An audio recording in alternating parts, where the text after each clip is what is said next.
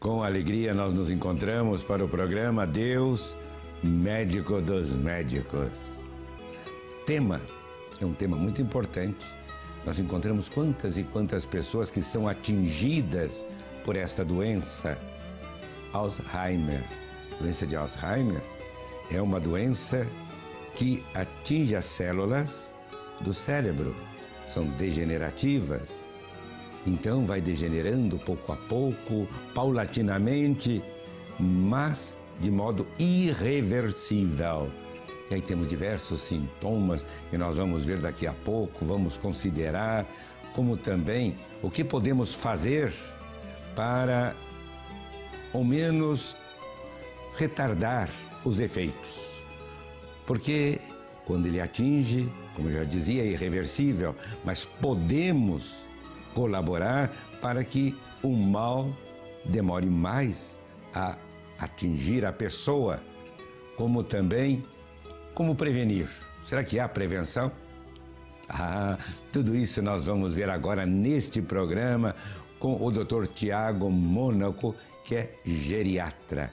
Seja bem-vindo, doutor. Muito obrigado, Dom Fernando. Agradeço a oportunidade de conversar sobre esse tema tão fundamental no nosso mundo de hoje. Pois é, nós temos diversas pessoas, na minha família mesmo, o meu cunhado, ele foi atingido pela doença de Alzheimer e recordo-me muito bem que durante 15 anos, porque o máximo é de 2 a 15 anos, não é verdade? Verdade. E ele foi 15 anos, sobreviveu, mas no final já tinha perdido aquele contato total com a família, com a vida, vamos dizer assim, que vai pouco a pouco perdendo esse contato, essa sensibilidade em relação à vida, às pessoas, é a fala, é a memória.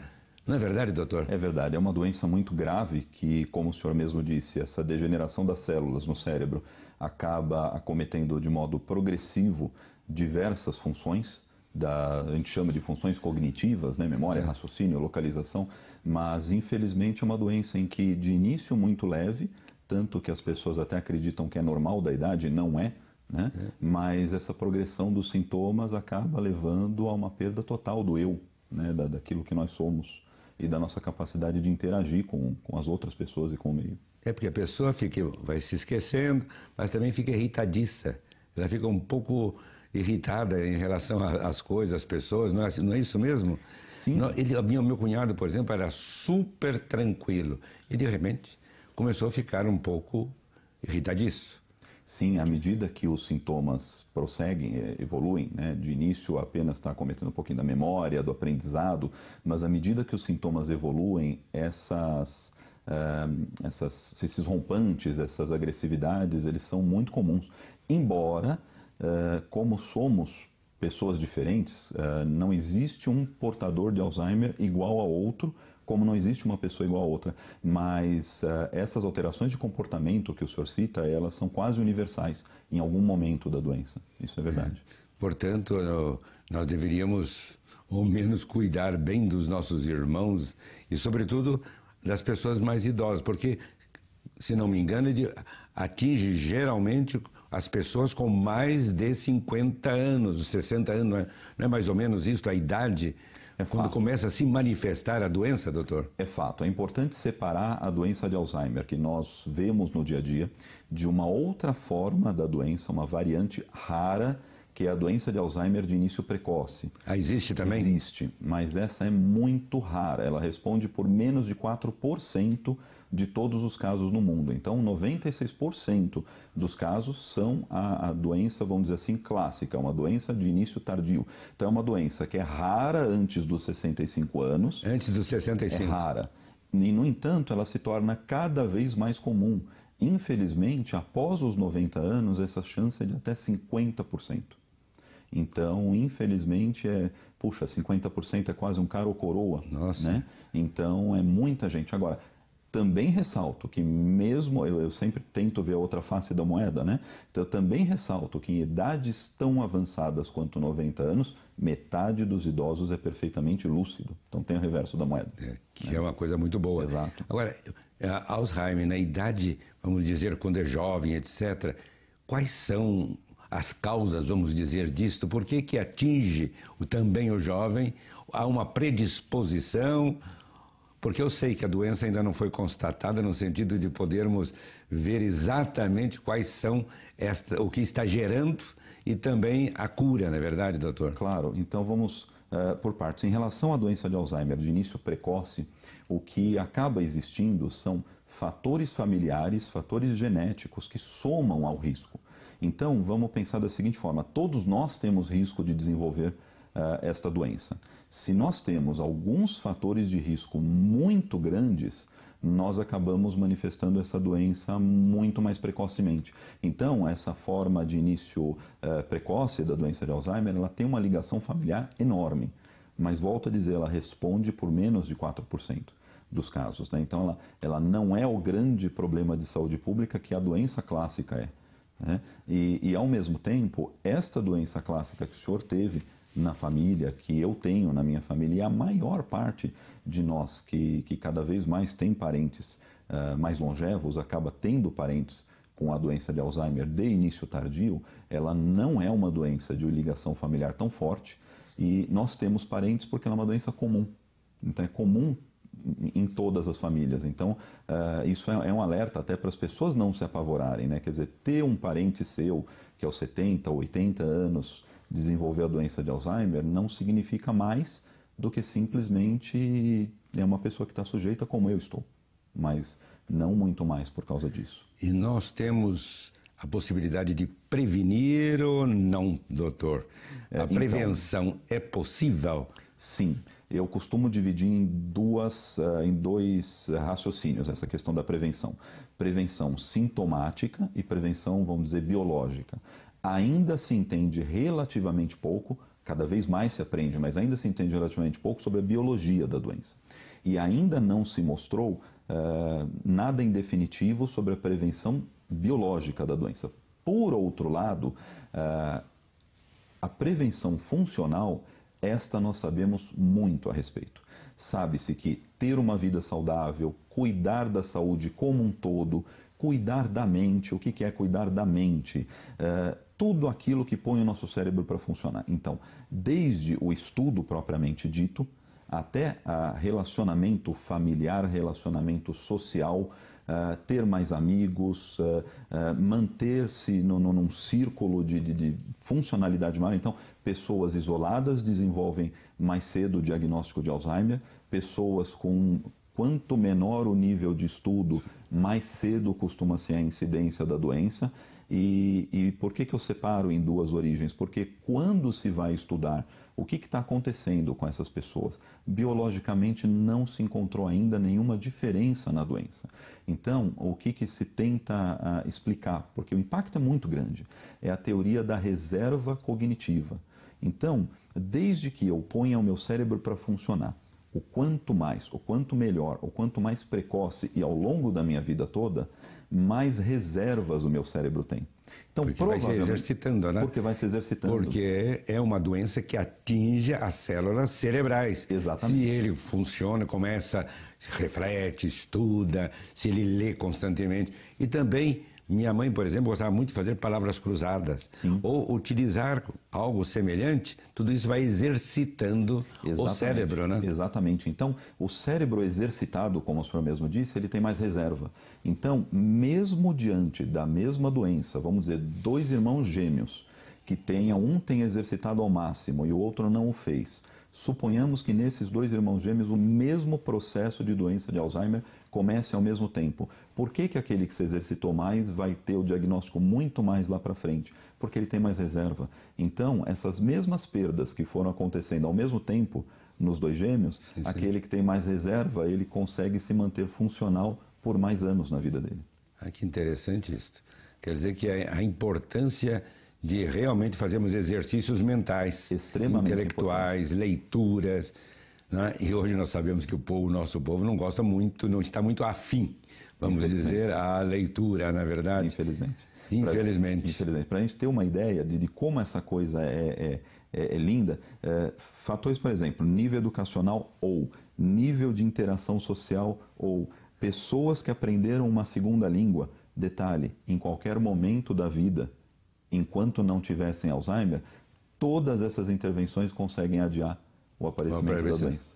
É uma prevenção, vamos dizer assim. Está prevenindo ao menos. Exatamente. Mas nós temos uma reportagem, vamos ver a reportagem. A doença começa com lapsos de memória. Ao evoluir, o paciente passa a viver em um mundo à parte. O mal de Alzheimer é degenerativo e atualmente incurável. Porém, com o auxílio de tratamentos, é possível retardar o aceleramento das alterações da mente. Começa a fazer uma coisa, eu já presenciei a minha sogra. Ela colocava o café água para fazer o café, daí ela não sabia desligar o fogão, ela jogava água em cima da chama. Você tentar lembrar alguma coisa, até de um objeto que deixou em algum lugar, até o próprio filho, a esposa. Começa com esquecimento, a memória vai falhando e daí para frente vai indo. A prevenção e o tratamento da forma mais comum de demência podem estar mais próximos de serem alcançados. Cientistas descobriram novos 5 genes associados à doença de Alzheimer. Um dado interessante da pesquisa é a comprovação de que pessoas com colesterol alto e inflamação de vasos no cérebro são mais propensas a sofrer deste mal. Com o resultado desta investigação, já chega a 10 o número de genes relacionados ao Alzheimer, todos identificados nos últimos anos. Os dados abrem caminhos para traçar novas estratégias contra a demência, incluindo o desenvolvimento de fármacos para frear ou evitar a morte dos neurônios no cérebro. Ela vai esquecendo da memória imediata e a memória antiga parece que vai voltando, porque ela começa a se lembrar de coisas do passado, mas ela esquece se ela já comeu, ela esquece aonde ela foi, o que ela está fazendo aqui, entendeu? O esquecimento das coisas recentes, coisas passadas ainda ele consegue lembrar. O Alzheimer afeta pelo menos 5,4 milhões de americanos e, de acordo com a Associação de Alzheimer, 1 em cada 8 pessoas acima de 65 anos sofre deste mal que tem grande impacto na vida social e econômica. Só os Estados Unidos gastam 183 bilhões de dólares por ano cuidando e tratando destes pacientes. Na Grã-Bretanha, 500 mil pessoas vivem com a doença. No Brasil, segundo dados da Associação Brasileira de Alzheimer, são 1.200.000 pessoas com Alzheimer. Nós vemos assim como atinge um bom número de pessoas. Mas, doutor, aqui, ouvindo ao menos a reportagem, uma pergunta me surgiu. Será que muitas vezes nós não podemos fazer uma certa confusão? Porque a perda de memória nem sempre pode estar ligada ao mal de Alzheimer, não é verdade? Porque a pessoa começa a ficar esquecida, etc. E aí o outro diz, olha, é um primeiro sintoma, já começa a existir alguma coisa. Creio que não é por aí, não é verdade, doutor? De jeito nenhum. Eu costumo dizer que existem 2 preconceitos opostos em relação à doença de Alzheimer. Um deles é aquela ideia do idoso é tudo assim mesmo. Então, diante de uma perda, diante de um problema de memória, às vezes grave, a pessoa tem aquele entendimento de que, não, o velhinho é tudo igual, o velhinho perde memória, e aí, às vezes, eu perco a oportunidade de fazer um diagnóstico. Esse é um ponto.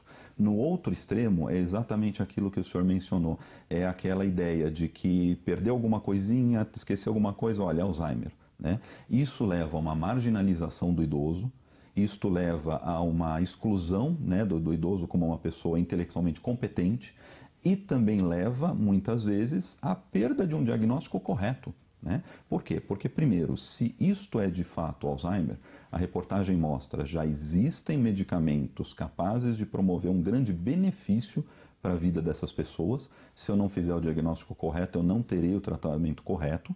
E, por outro lado, se não é doença de Alzheimer, é alguma outra coisa que eu preciso descobrir e diagnosticar. E nós não podemos esquecer que existem, inclusive, as causas reversíveis de perda cognitiva. São as demências potencialmente reversíveis. Uma deficiência grave de vitamina B12, por exemplo, se eu pego ela no início, eu consigo reverter o problema. Né? Um problema de circulação de líquido no cérebro, se eu pego no início, uma operaçãozinha, coloco uma válvula, eu reverto o problema. Se eu chamo tudo isso de Alzheimer, eu estou condenando essas pessoas a não serem diagnosticadas. Por quê? Porque 1/3 de tudo aquilo que parece Alzheimer não é. E pode ser reversível ou pode precisar de um outro tratamento. Então, nós não podemos ter esses dois preconceitos, né? Que idoso esquece tudo. Não é verdade. A maior parte dos idosos é absolutamente lúcida. E o segundo ponto, né? Isso aí é Alzheimer mesmo, então pronto. Não, precisa ser diagnosticado, né? Alzheimer é uma doença. Daí a necessidade de irmos a um médico, a um especialista e constatarmos, né, se realmente qual é o mal que está nos atingindo. Muitas vezes, como o senhor diz, é a reposição do B12, Sim. da vitamina B12, Sim. que falta. Sim. Né? Ou uma depressão. Uma depressão, coisa semelhante. Sim. Por isso, não fique logo assustado, dizendo, não, eu estou perdendo um pouco a memória, alguma coisa está acontecendo, será que eu estou com Alzheimer? Já começa a criar, imaginar já um fantasma para você. Não é isso, não. Exatamente. Aí o doutor está realmente nos colocando no nosso devido lugar. Mas temos algumas perguntas, e de modo particular uma pergunta, sabe de quem? Do Sidney. Vamos ver a pergunta do Sidney ao doutor. Vejamos. Muito bom dia, meu querido Dom Fernando. Bom dia, doutor Tiago. Doutor Tiago, eu tenho uma dúvida que eu acho que é da maioria das pessoas. Eu, graças a Deus, não tenho nenhum parente com Alzheimer, mas eu tenho amigos que têm, tenho conhecidos, amigos, né? E eu gostaria de saber, doutor Tiago, como uma pessoa que tem um familiar que padece desse mal de Alzheimer, como que é a melhor forma de lidar com essa pessoa devido ao seu esquecimento, à sua demência? Eu gostaria que o senhor desse aí umas dicas para uma melhor forma de lidar com um parente com Alzheimer. Bom, então, uma vez firmado o diagnóstico médico de doença de Alzheimer, primeiro ponto, certamente surgirão 1000 dúvidas, mas a dúvida fundamental é como é que eu vou lidar com esse meu ente querido que tem a doença de Alzheimer. Na maioria das vezes, isso no mundo, o ente querido é o esposo ou a esposa. Então, além do tamanho do desgaste que é cuidar de uma pessoa que se tornará absolutamente dependente de si algum dia, né, para todas as atividades, na maioria das vezes essa pessoa é o nosso querido, a pessoa que amamos, né, com quem nós dividimos a vida. E a primeira questão importante é entender que a pessoa que tem a doença de Alzheimer, ela poderá ser feliz por muito tempo, ela pode se manter bem por muito tempo. Então, o carinho, o cuidado. Eu me lembro, meu cunhado, minha sobrinha, as filhas, o filho, as filhas, estavam ali, cercavam-no, sobretudo a minha irmã. Quer dizer, a pessoa se sentia integrada. Exatamente. Eu nunca me esqueço de uma frase que eu ouvi de um cuidador: doutor, ele pode até não saber quem eu sou, mas eu sei quem ele é. Né? Então isso é muito importante, né? É manter o carinho, entender que mesmo que a pessoa futuramente passe cada vez mais a viver dentro daquele mundo, né? Ela entende carinho, ela por muito tempo vai conseguir ler expressão facial. Então, se a pessoa estiver assustada, e a pessoa portadora de Alzheimer pode estar assustada, ela pode estar tendo um delírio, pode estar tendo visões assustadoras, né? Mas ao reconhecer um rosto de paz, um rosto de tranquilidade, um toque de carinho, né? Todos somos sensíveis ao toque e não deixamos de ser porque desenvolvemos a doença de Alzheimer. Então, o acolhimento e a compreensão são muito importantes. Lembro-me bem quando chegava a Curitiba, onde mora minha família, etc. E ele estava sentado lá e quando me via, esboçava, não nos últimos anos, mas em bom e largo espaço de tempo, ele chegava até a esboçar um sorriso. Ele reconhecia. Sim. Né? Portanto, a pessoa não deve dizer, não, ele está isolado, ele perdeu contato com a vida, com o mundo, porque dá impressão à primeira vista. Sim, sim. Dá impressão, mas não. Em algum momento poderá perder, mas não a gente não sabe quando. Não sabe quanto. Né? Não sabe o quanto, né? Porque essa pessoa, ela tá vendo, ela tá ouvindo, e a gente não sabe como que é. Porque ela não responde, né? Exatamente. Então, eu acredito que não erra quem continuar vendo ali o seu ente querido. Não é verdade? Exatamente. Por mais que entenda as mudanças. E ele ficava olhando a televisão, na televisão ele me via, às vezes, a celebração de uma missa, e acompanhava atentamente. Todos diziam, olha, ele está acompanhando. Uhum. Portanto, é uma maneira de estar ainda em contato. E creio que as células estão, de alguma maneira, cerebrais, funcionando. essa riqueza da pessoa, é verdade, não tem aquela lucidez que desejaríamos. Mas é aquela pessoa. Mas é aquela pessoa. Exatamente. É ele, aquela identidade. É ele que está lá. Exatamente. Amada por Deus, amada por nós e querida por todos. Creio que é isso que é importante. Acho que é essa a ideia. Portanto, olha, quanta riqueza nós podemos ter com os nossos pais, parentes, com todos. Jamais colocá-los de lado, quem quer que seja esta ou aquela doença. Alzheimer, é verdade, já vai se isolando, ela vai se tornando, a gente diria quase que fora de um contexto da vida. Sim. Um pouco autônoma, né? Nela mesma. Mas mesmo assim, nós devemos ter aquele carinho todo especial para com ela. Ah, sem dúvida, sem dúvida. E acho que isso é uma grande riqueza.